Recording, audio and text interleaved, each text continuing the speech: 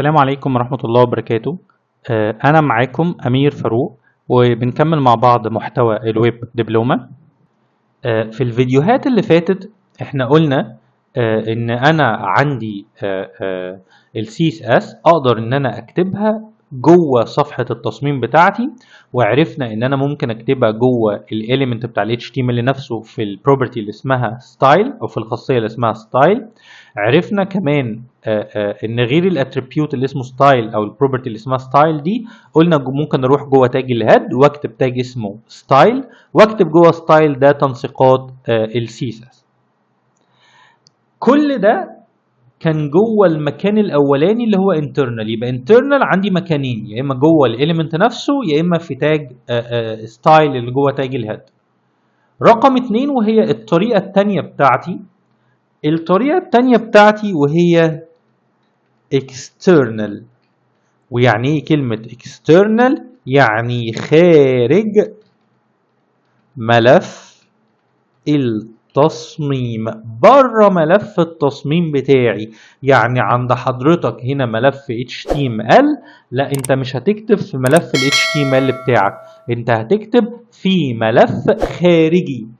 الملف الخارجي ده الامتداد بتاعه او الاكستنشن لازم يكون .css. يبقى انا دلوقتي بكتب ال CSS بتاعي في ملف خارج التصميم بتاعي، الملف ده امتداده .css.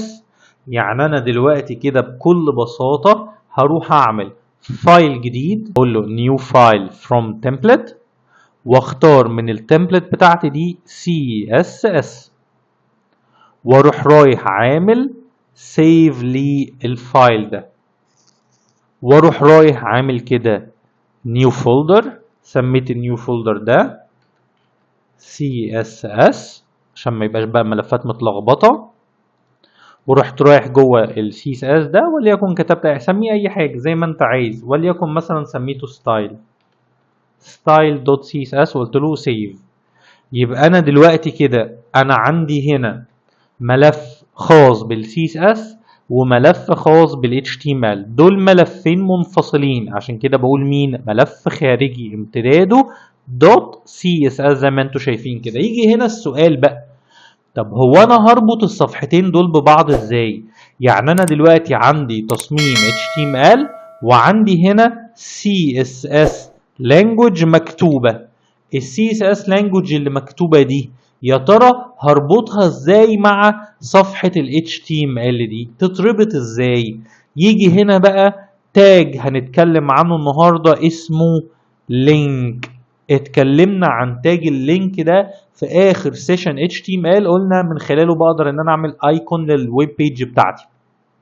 النهارده هتكلم على تاج اللينك تاني، ولكن النهارده هستعمل تاج اللينك عشان اعمل ربط ما بين تصميم ال HTML وما بين الفورمات اللي انا عملته بلغه ال CSS. ازاي بقى؟ هاجي هنا في تاج اللينك اقول له كده اللينك، وبعدين اقول له relation rel يساوي، واكتب كده style sheet، ورقه من التنسيقات. اعمل لي ربط مع ورقه من التنسيقات. يا ترى ورقه التنسيقات دي موجوده فين؟ هاجي اقول له هنا كده href، واحط الباث بتاعي، احط المسار بتاعي. يعني دلوقتي لو انا عايز اربط الصفحتين دول ببعض، هروح رايح قايل له كده link، واروح رايح قايل له كده relation، واروح رايح قايل له style sheet، واجي هنا كده اقول له href، وابتدي احط المسار بتاعي. طب المسار بتاعي فين بقى؟ انا هنا المسار بتاعي ادي صفحة الاندكس اللي بكتب فيها، والسي اس اس بتاعي موجود في فولدر سي اس اس. هروح رايح قايل له هنا كده زي ما اتعلمنا في المسارات سي اس اس سلاش، واروح رايح قايل له ستايل دوت سي اس اس، واروح اعمل سيف. كده انا عملت ربط ما بين صفحة ال CSS وما بين صفحة ال HTML، وبالتالي اي حاجة حضرتك هتكتبها هنا في صفحة الستايل، اي تنسيقات هتكتبها هنا هي اوريدي مربوطة بصفحة ال HTML.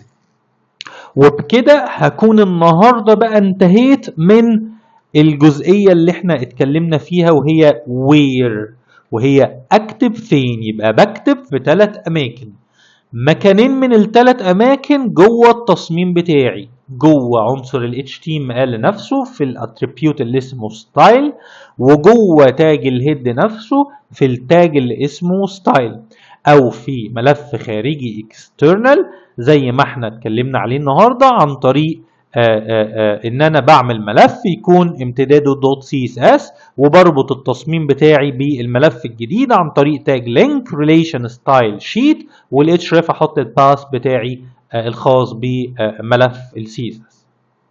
وبكده النهارده نكون خلصنا جزئيه where او فين اقدر ان انا اكتب لغه الCSS. المره الجايه ان شاء الله هنتكلم في الجزئيه الجديده وهي how، ازاي بقى اقدر ان انا اكتب تنسيقات الCSS. وبكده تكون انتهت السيشن بتاعتنا النهارده. اتمنى ان السيشن تكون كانت سهله وبسيطه.